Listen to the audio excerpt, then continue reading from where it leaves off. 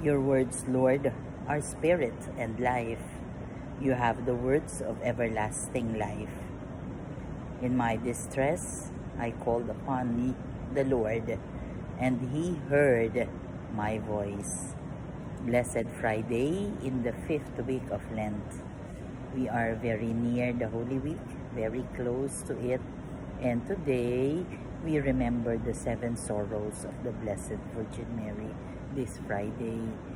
We praise and thank you, dear God, for your message to us that we embrace our cross just like Mama Mary, na lahat she kept everything in her heart.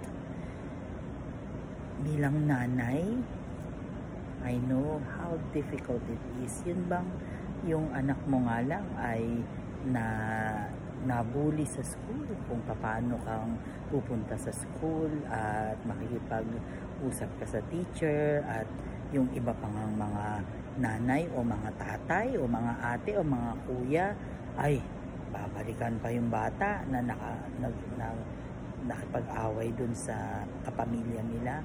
Ganyan ang mga pangyayari, di ba? Pero lahat ng mga pasakit at mga nangyari kay Jesus, Mary just kept everything in her heart.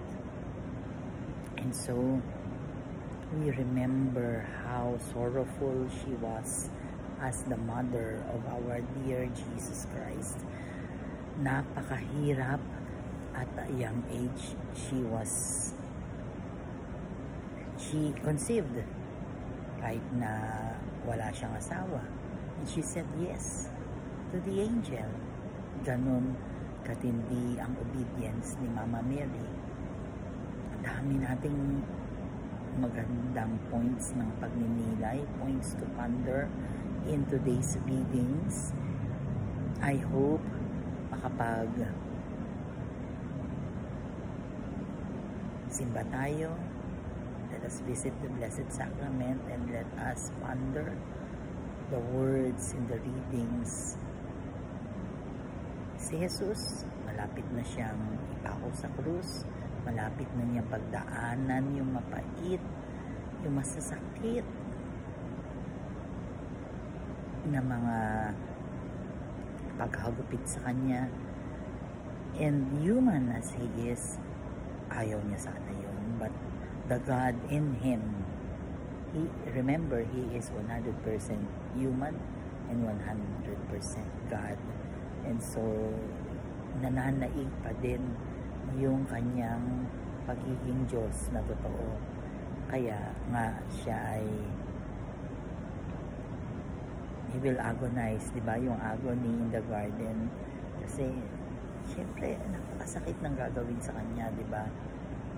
Ako nga, hindi ko nga maubos maisip if that will happen to my son, sa anak ko. Syempre, hindi ko yung gugustuhin. Kaya, naman, pag nilayan natin ang sorrows ni Mama Mary, the first is the prophecy of Simeon. I pray for you, O Mary. Syempre, in the affliction of your tender heart, the prophecy of the holy aged Simeon. Yun yung number 1. Ang ikalawa, yung flight into Egypt.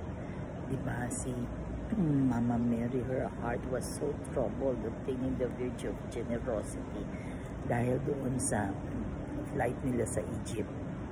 Tapos yung loss niya ni Jesus for 3 days, yun ang ikatlo.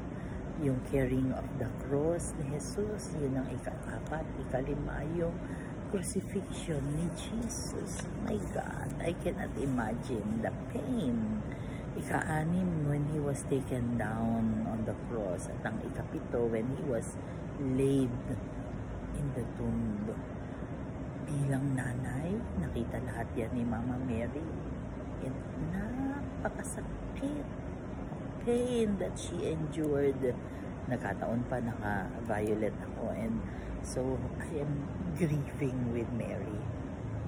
Lord God, we are sorry for our sins, either of commission or omission. Ito po mga kasalanan namin na nagpabigat lalo sa krus na binitbit mo. I pray for healing of those who are sick, those who are requesting for prayers, and those who are praying with us right here, right now. Panginoon, be with us always and in always, and stay with us, for without you, we are nothing. Be with us. Panginoon, hindi po namin kaya ang mabuhay nang wala ka sa tabi namin. All this we pray in your mighty name, through the intercession of our blessed Mama Mary. Amen. God bless.